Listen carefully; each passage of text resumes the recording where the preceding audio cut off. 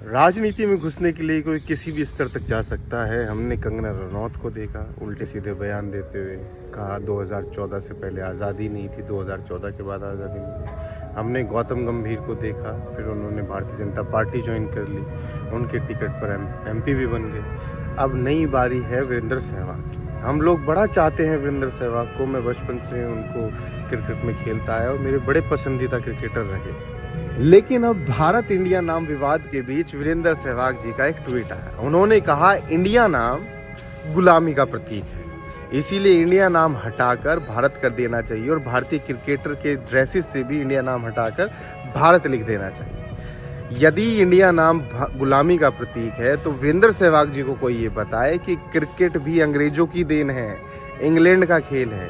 जब अंग्रेज इस देश पर राज करते थे, जब भारत गुलाम था, तो क्रिकेट खिलाकर लगान वसूला या माफ किया जाता था। यदि इंडिया गुलामी का प्रतीक है तो क्रिकेट भी गुलामी का प्रतीक है। यदि इंडिया नाम बदलना चाहिए तो क्रिकेट को बदलकर भी गिल्ली डंडा चालू करना चाहिए, क्योंकि हमारे पूर्वज गिल्ली डंडा खेलते आए हैं। हमने अपने पूर्वजों को कभी क्रिकेट खेलते हुए नहीं देखा। इस प्रकार की बचकाना बातें किसी के पल्ले नहीं उतरती हैं जी, लोग मजाक उड़ाते हैं। मेरा ये कहना है कि यदि आप एक महान क्रिकेटर हैं, एक महान कलाकार हैं, तो आपको अपनी कला का, अपने खेल का मान सम्मान रखते हुए राजनीति में घुसने के लिए इस प्रकार की बेहुदा बात या इस प्रकार के बेहुदा बयान नहीं देने चाहिए, उनसे बचना चाहिए।